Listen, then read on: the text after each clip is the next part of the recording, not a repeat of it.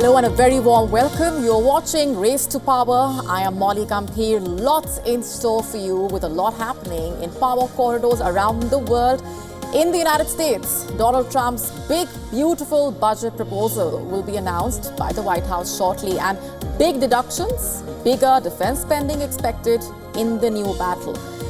And in the UK, far-right reform has defeated the ruling Labour Party by the narrowest victory margin ever in a by-election. Our political stance shifting in the UK. We focus on that and more.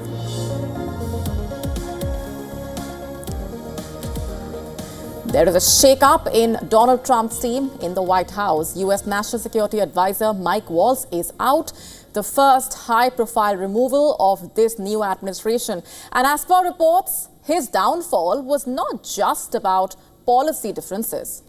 It was, in fact, personal, political, and driven by two powerful women in Trump's orbit, Susie Wiles and Laura Loomer. Waltz, remember, a former Florida congressman, had been a key player in Trump's early national security strategy. He was seen just days ago flying with the president aboard Marine One. But when the president boarded Air Force One for a trip to Michigan, Waltz was left behind. This was a signal that many saw as a red flag. And now, less than 48 hours later, Waltz has been reassigned. He has been sent to serve as the U.S. ambassador to the United Nations. The diplomatic role is being widely viewed as a demotion.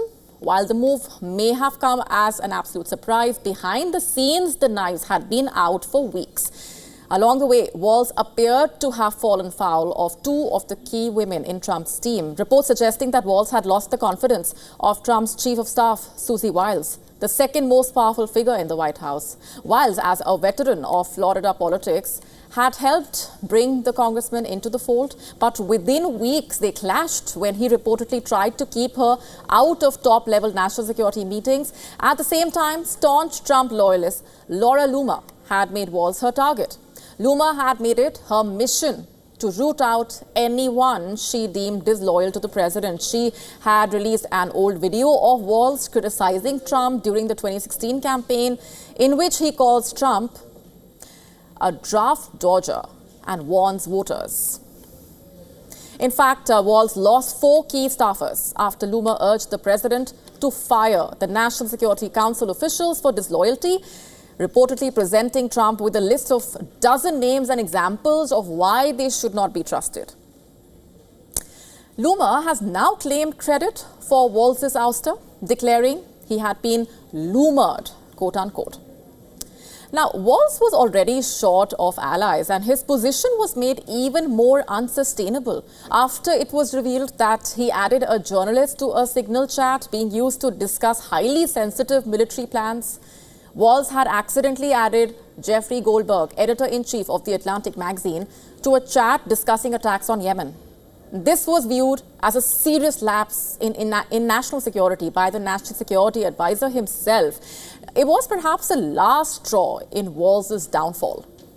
Mike Waltz's departure comes just 101 days into Trump's second term, longer than the 22 days that it took to lose his first national security advisor in 2017, just for the sake of comparison. But critics say the latest shakeup underscores a White House still driven by personality politics, loyalty tests, and also power struggles behind the scenes. Some discussion.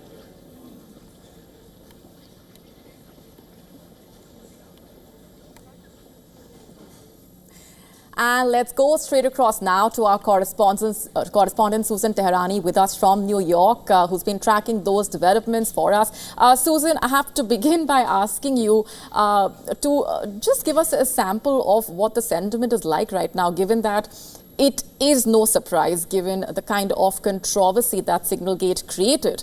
Now, it is no surprise on one hand, but also comes as an embarrassing moment for the Trump administration. While they might say that this was a promotion, it is widely being viewed as a demotion. Yeah, J.D. Vance had an interview with Fox News, and you saw that he tried to spin this as being a promotion. But the real story here is that while on the surface, it appeared that it was the Signal group chat and Waltz was responsible for adding Jeffrey Goldberg, then one has to ask, well, Pete Hegseth was the one that presumably shared military information on there as well. So why isn't Pete Hegseth, for example, being ousted? On a deeper surface, many believe that Mike Waltz and Alex Wong, his assistant and deputy, were hawks when it came to China, Iran, and even Russia. And the sort of non-interventionist wing of the MAGA movement, like Donald Trump Jr., J.D. Vance, Tulsi Gabbard, these have very different ideological tendencies when it comes to foreign policy than someone like Waltz. Now, some are concerned that with the ousting of Waltz and the fact that he's not going to have any power at the White House, President Trump may be less of a hawkish figure during his second term and may fall back on Biden-Obama foreign policy tactics. But nonetheless, that's a different story. The story is it appears that on an ideological basis, Waltz was not in line with the current non-interventionist, isolationist MAGA movement, and hence he's either been promoted or demoted to here in New York at the United Nations, which the Trump administration was looking for an ambassador anyway. So it's very interesting to see how these things develop, and it might be a small window into where Trump's foreign policy during his second term is going to be headed. Indeed, just 101 days. Of course, more reactions are expected to trickle in, and we will be closely monitoring those developments and coming back to you as and when that happens. Thanks for now, Susan. Thank you, Mom. All right, so after completing 100 days in office, Donald Trump is picking up another battle in the White House, and the president's latest proposal is regarding America's budget for 2026, what he himself refers to as a big, beautiful budget. And in a short while from now, the White House is expected to unveil Trump's budget proposal. The national security part of the budget is expected to get a major boost, in fact, to the tune of more than $1 trillion. This is reportedly a 13% increase from the current year's numbers. On the other hand, the budget announcement will have cuts in non-defense federal expenditure, which is expected to be as high as $163 billion.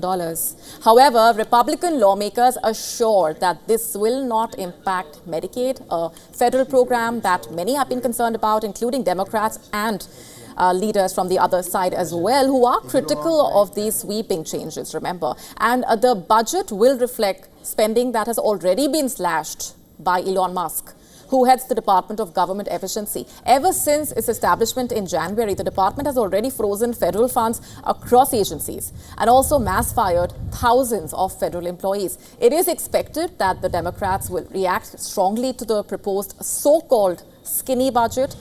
However, House Speaker Mike Johnson has taken up the mammoth task of ensuring that the lower house passes the detailed version of the budget by Memorial Day later this month. And after that, the budget goes to the Senate for approval via the lawmakers' vote.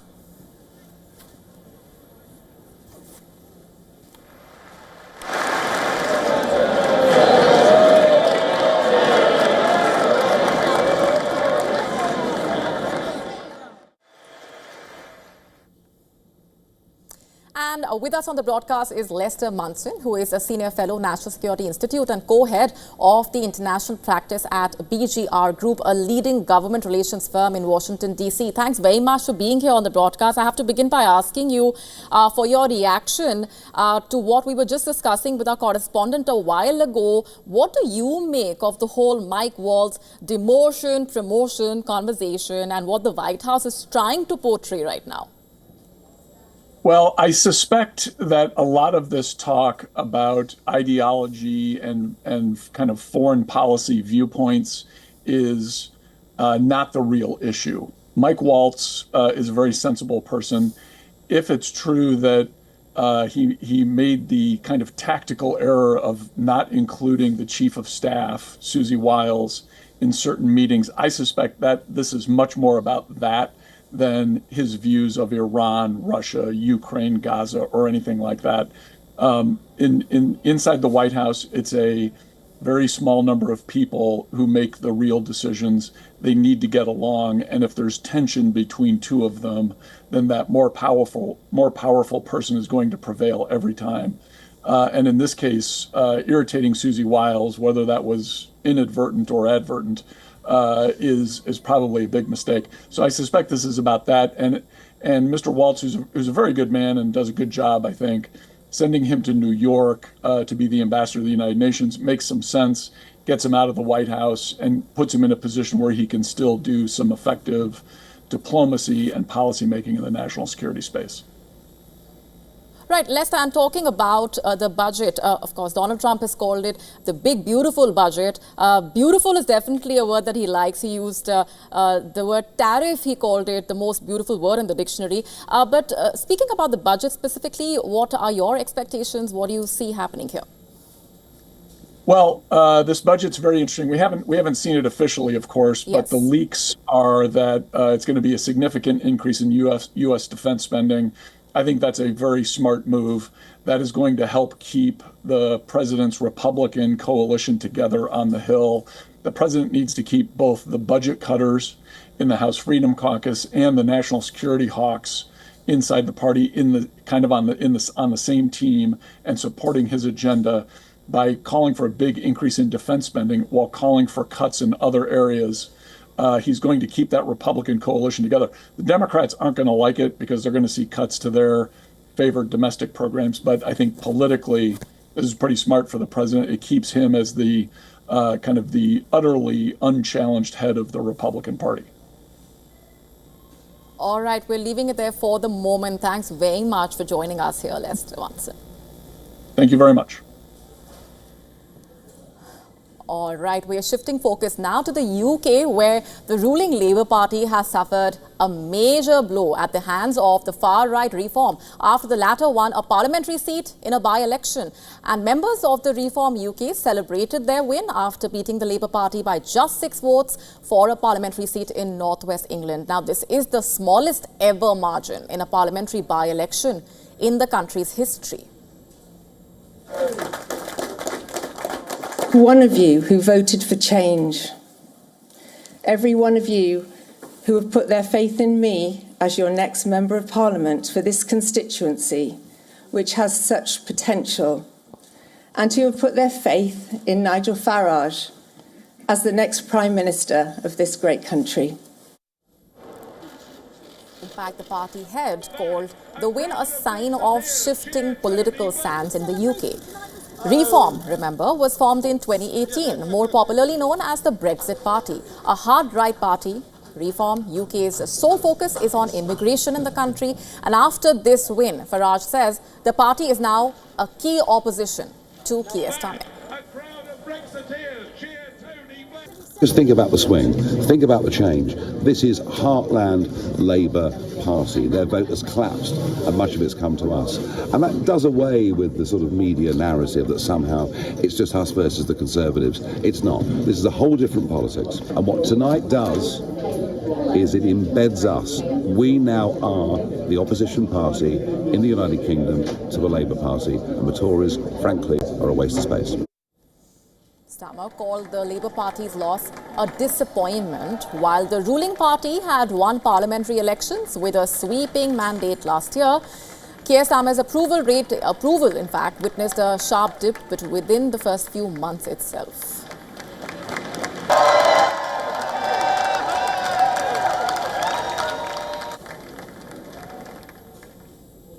Let's go straight across now to our correspondent with us on the broadcast. Ollie, let me just ask you first for your assessment of what's happening here as far as the UK's political landscape is concerned. Shifting sands or not, this is definitely something big and crucial that's happening for the people on the ground.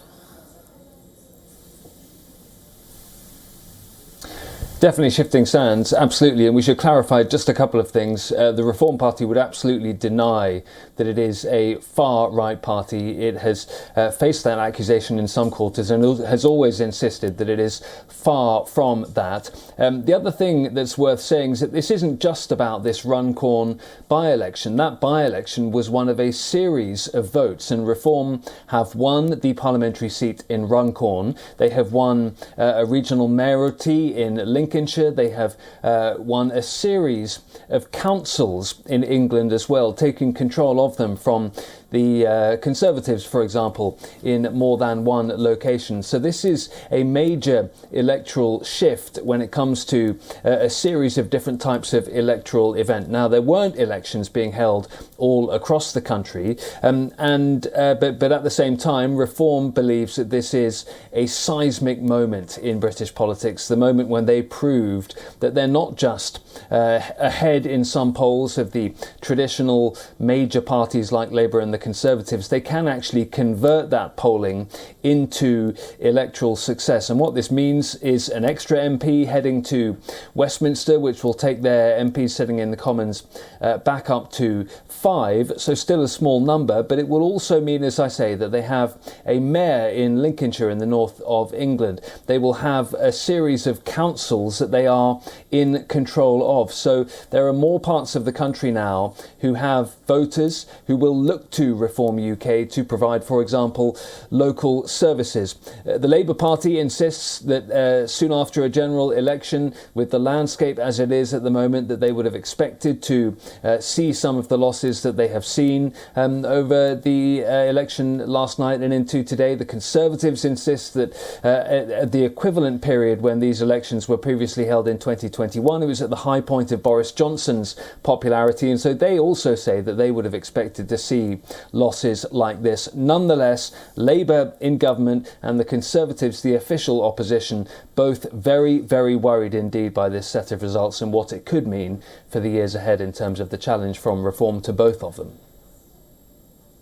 All right, we're leaving it there for the moment, Ollie. Thanks very much for being here. On to Australia now, where the stage is set for the federal elections on Saturday, and voting will begin at 8 a.m. local time on May 3rd and end at 8 p.m. And ahead of the polling, the Prime Minister candidates for both the rival parties made their last election pitch, wooing citizens before the crucial vote. A lingering cost of living crisis, nuclear energy infrastructure, and also the uncertainty from Trump's tariff war are the key issues that this election season has witnessed. And this election is a referendum on the performance of the Albanese government over the last 3 years, and it's been a bad one. I haven't met an Australian on this campaign who said that they're better off today than they were 3 years ago. And this election is an opportunity to get rid of a bad government and to implement our positive plan for the country. A coalition will get our country back on track. Australians have a choice: building a better future or going back, which is what their slogan, to be fair to them, says they want to do. That in uncertain times you can be certain that Labor has a plan to build Australia's future, and you can be certain that the coalition have cuts and chaos as the way that they've run this campaign. And ahead of the vote on Saturday, Australians are divided over the promises made by both the parties, and not many are counting on a massive change in the country's future. In terms of cost of living, I would say the biggest issue would be inflation, definitely. Our grocery shops are definitely way more expensive than they were a couple of years ago.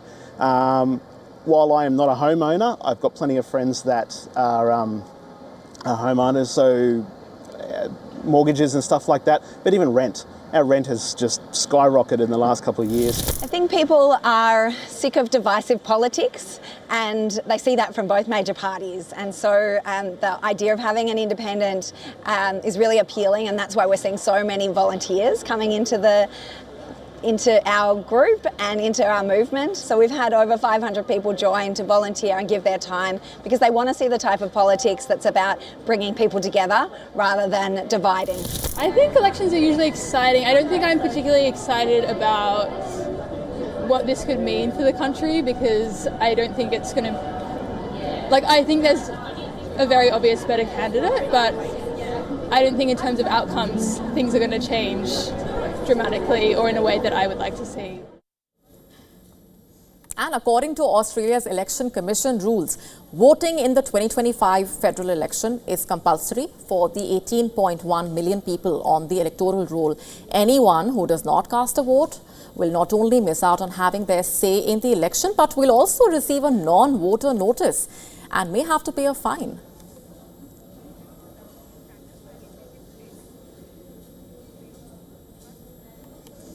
And for more on this, our correspondent, Dassonia Thoda, getting us this report from Melbourne. Take a look.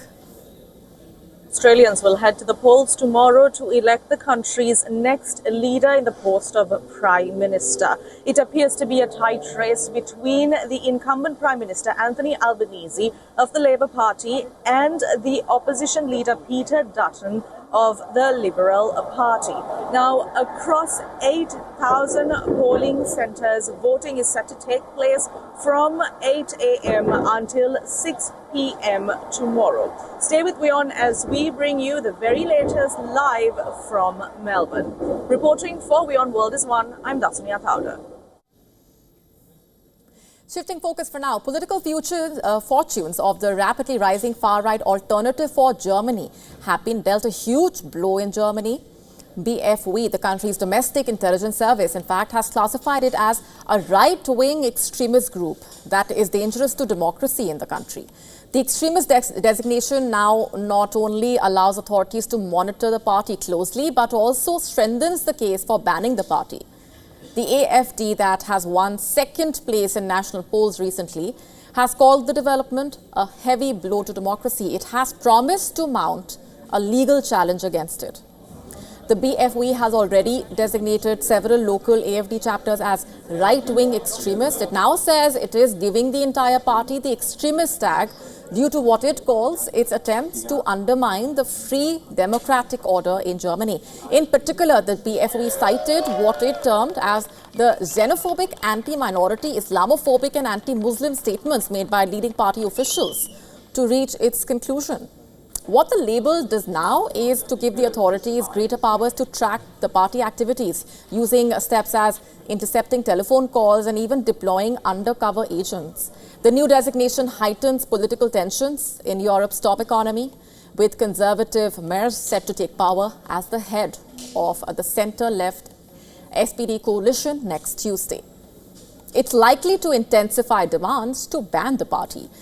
AfD leaders, in fact, claim their party is being publicly discredited and criminalized, quote unquote. They call the decision politically motivated. However, the Interior Minister insists there was no political influence on the BFW's investigations. The government also pointing out that Germany's spy agency is independent.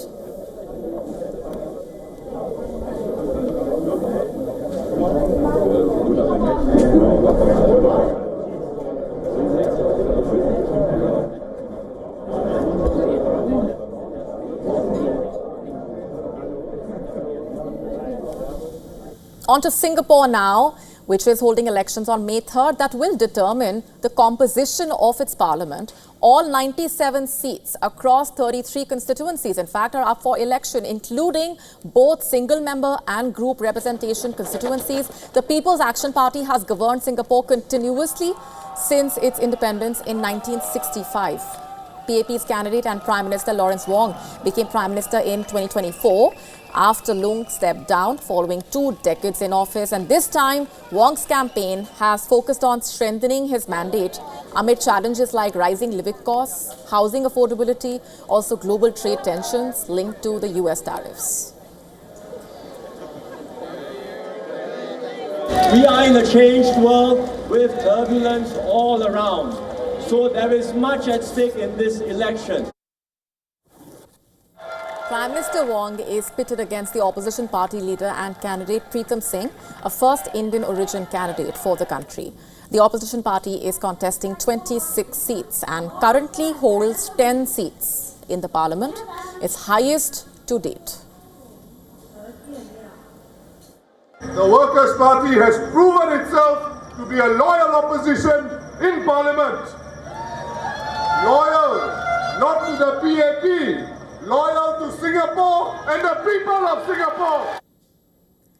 Colombia's president is pushing for sweeping reforms there, and on May Day, thousands gathered at Petro's rally for labor reforms as the leftist leader marched with independence hero Simon Bolivar's sword in hand.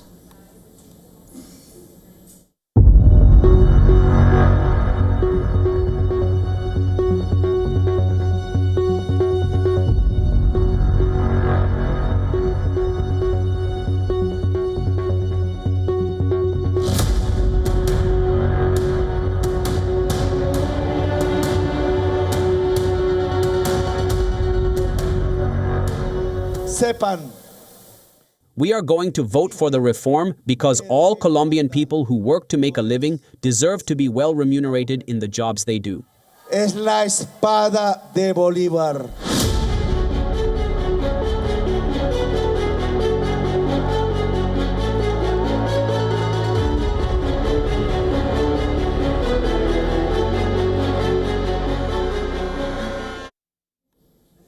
And on that note, it's a wrap on this edition.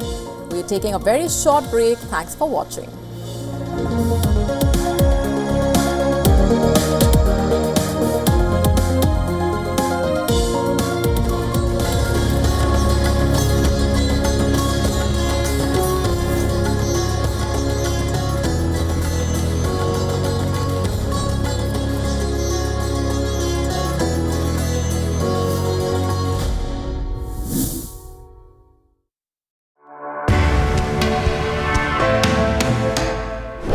Technology redefines our future. Empower yourself with cutting-edge innovation. Discover, secure, dominate. Turn your assets into powerful tools. Enter the era of tokenization. Token Money Magnet by Kalp Decentra Foundation, the first of its kind. Learn, master, transform with every episode. Led by pioneers of the industry. Grab this moment to unlock the tokenization revolution.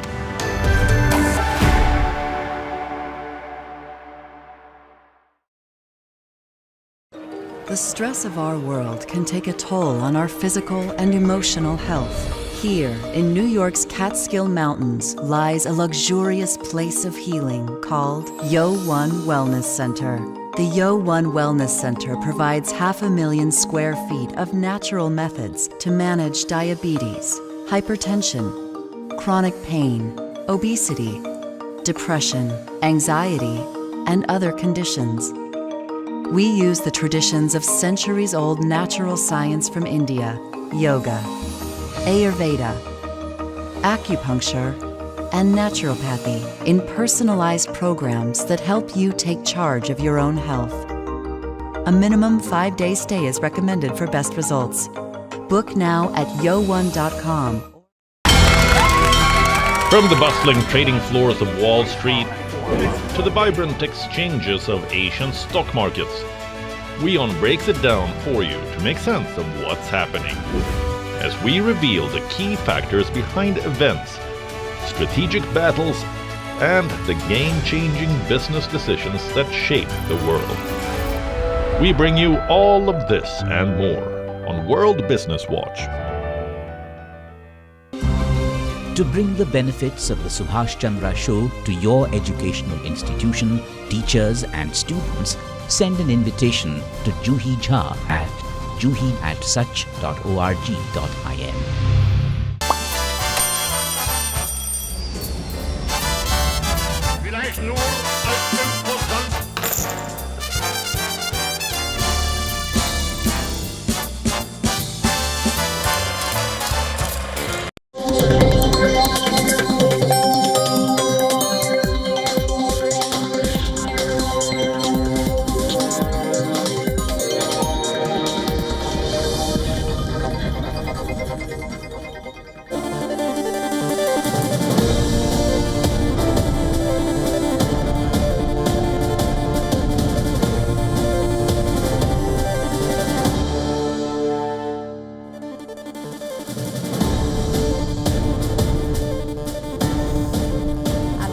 Thanks very much for staying on with us. You're watching WION Fine Print. I'm Maudie Gampir. We are starting off with a quick look at the headlines. US President Donald Trump unveils his budget proposal for the 2026 fiscal year, including a 13% increase in spending on defense and 65% increase on homeland security. Non-defense spending would be reduced by approximately 23%, the lowest level since 2017.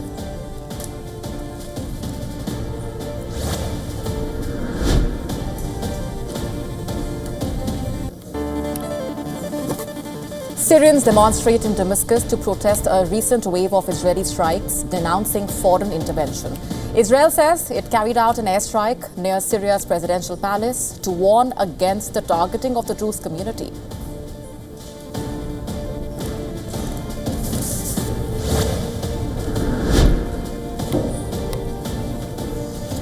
Chilean authorities issue tsunami warning for the country's southernmost region after 7.5 magnitude earthquake strikes Drake Passage, separating South America and Antarctica.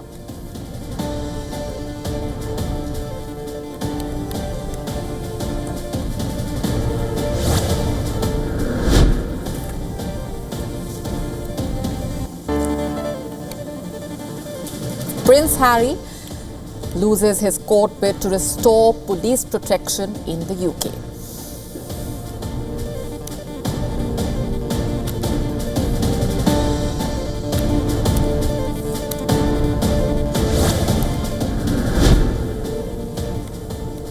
The EU fines TikTok €530 million, the equivalent of $600 million, for failing to ensure that European users' personal data is shielded from access by Chinese authorities. TikTok says it will appeal.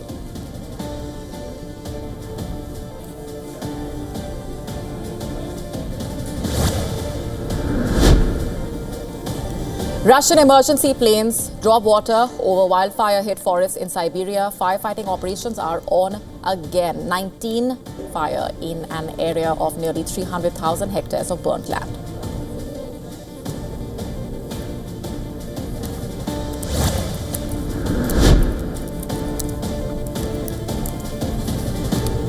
PSG top scorer Ousmane Dembele misses training with a hamstring injury. He is out of PSG's clash and remains a doubt for Champions League semi-final second leg against Arsenal on Wednesday.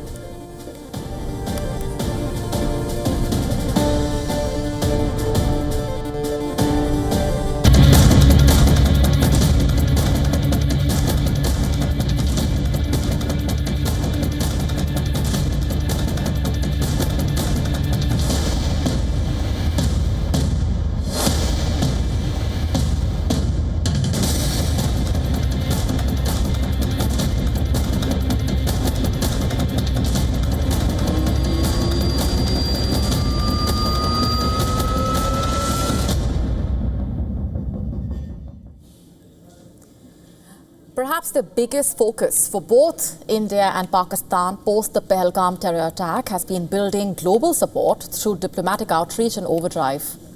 There is a visible contrast in the shape that diplomacy by the two sides has taken, and that in itself conveys a strong message on their identities. Our next report telling you more about this. कोई बात नहीं हम हैं हमारे अरे madam ये president साथ आया है आपको किसी चीज का डरने का An attack that shook the subcontinent, shook humanity. An attack on civilians, barging far beyond past recurring themes of Pak-backed terrorists sent into the valley to take on Indian security forces. A diplomacy overdrive on both sides that has pushed on for years takes on new intensity and dimensions as both sides tighten up on efforts to shape global narratives in their favor. Compare the two lines of diplomacy, each pushing contrasting agendas. India pushes a narrative of being a victim of terrorism. Pakistan calls itself a victim of propaganda. India cites solidarity with global norms of peaceful coexistence. Pakistan jumps even more strongly onto its Kashmir rant to deflect all allegations of wrongdoing.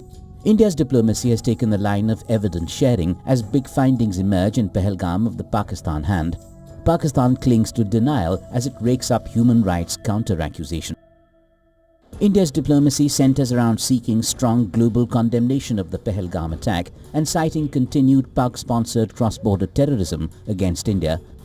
It looks to reinforce its image as a responsible state, highlighting previous attacks by Pak-based groups. New Delhi aims to isolate Pakistan diplomatically on global platforms like the UN